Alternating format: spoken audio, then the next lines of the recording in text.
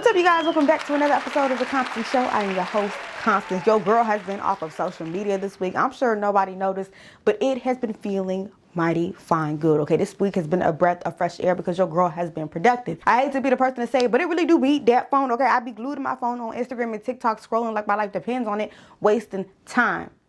But not this past week, okay? This past week, your girl has been handling all of the things that I need to do, and I'm feeling like that B, all right? Yesterday, I spent the day meal prepping. I made grilled chicken, grilled tilapia, and I made shrimp skewers, okay? So I have all of my food prepped for the week. Your girl will not be eating out this week, which is another thing to make me feel like that B, okay? I'm staying on top of my budgeting, staying on top of my health. And again, I'm not wasting time on social media, so 2 check marks and a round of applause for your girl. Now, I also went to church today. I took some time to glorify and praise the Lord. I'm in my praising the Lord season. I've been in seasons where I'm, asking for things. I've been in seasons where I'm waiting to receive. But right now, I just want to glorify and praise and magnify his name because he is so deserving and so worthy of the praise. So anyways, I was pressed to make sure that I was on time for church today to get in the midst of worship. Your girl was a little late. That's where I slipped up. But it's okay because I still got to catch the tail end of worship. All in all, service was good. Can we talk about church real quick? There is one thing that I absolutely hate about church. And anytime I'm in the pew and the pastor says, turn to your neighbor, I get this feeling of disgust within my body. Oftentimes I have to check myself and I have to be like, Constance, what demon is inside of you that don't want to turn to your neighbor to say what the pastor's telling you to say? But in reality, there is no need to turn to my neighbor to say anything, okay? They just be wanting to use that as an excuse to get the congregation to converse. And I feel like it's such a whack way to get us to talk. Like, you want us to repeat the sermon title that's on the board behind you?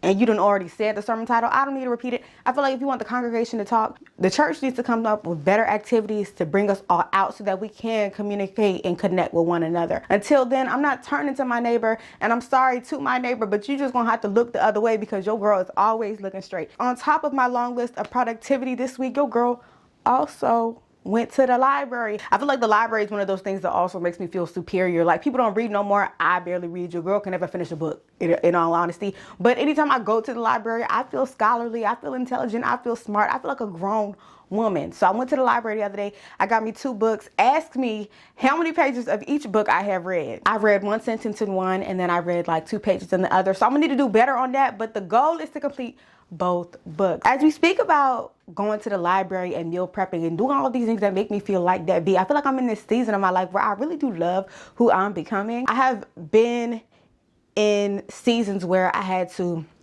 fake it until I make it, repeat these affirmations. But now I can honestly say I look in the mirror and I see a beautiful, intelligent, fierce, adventurous, brave, strong, resilient Black woman, and I absolutely love it. I feel like I could go on and on and on and on about how great I am, and I'm not going to waste y'all's time and boast about my amazingness. The bottom line here is that I truly am transforming before my eyes, and I love it. I owe it all to the Holy Spirit, and I owe it all to self-reflection. Every day I lay in my bed and I think about what I could have done better. And I give myself a round of applause for actually looking at what could be done better and changing it. I refuse to be a victim to my circumstance. I refuse to be a victim to my mistakes. I refuse to be a victim to anything that's not going to help me progress. I will never, well, I ain't gonna say I ain't never gonna cry. Your girl gonna cry, but after I cry, I'm gonna make sure that I change the things that I'm capable of changing and give whatever it is that I can't change to the Lord and allow him to make great change in my life. And he has done it. That is why I'm just saying his name is so worthy of praise, because who am I to work on? Like, who am I to see and be like, you know what? I'm gonna make sure Constance becomes the baddest bee in town. Like, why would God think that I'm that worthy? He's just so good that he sees goodness in us. And I love that. I love that. I love that. Okay, without further ado, thank y'all for my rant. Let's go ahead and head into today's topics. First on the docket, we have a California man says his neighborhood mailman pepper sprayed his cat. The cat's owner, Chris Commander, says he heard the U.S. Postal carrier yelling at his cat on his Ring camera. When he stepped outside to check out the commotion, he realized his cat had been pepper sprayed. Commander then confronted the postal worker, who denied it, alleging that he himself was a cat lover. Now, what would you have done if your cat or dog was pepper sprayed by the mailman? Go ahead and leave a comment down below. Now, I have a dog, and if the mailman pepper sprayed my dog, I'm sorry, Lord, but ain't no turning the left cheek, okay? I am pepper spraying his ass right back, because how dare you come onto my property and pepper spray a resident of this house? If you know you are afraid of animals, you need to tell your boss at the interview process that you need an in-office job, okay? You should be packaging the mail, not delivering it. You can't be on the front lines and be afraid of animals. I think about the times that I walk out to the dumpster and I'm throwing away trash and I see a raccoon. I never think, oh my gosh, let me pepper spray this raccoon. I recognize and realize that I'm an intruder on his property. So I toss the trash and I run. And that's all you gotta do as the mailman. When you step onto someone's property and there's an animal, whether a cat or a dog, you need to toss that mail and run if you're afraid. You can't be pepper spraying. You're an intruder, okay? The animal does not know you. Now, the news report doesn't even say that the cat did anything, but speaking of someone that has a dog, I know my dog would be barking. That's all he would be doing, but I get it. Like, I get how that may incite some fear. Toss the mail and run, right? I would much rather hear that you are afraid of my animal and didn't deliver my mail than you are afraid of my animal and pepper sprayed my animal so that you could deliver the mail. According to the Sacramento Bee, Chris Commander stated that the mail was not even delivered to his house. He says the mail was left on top of a car.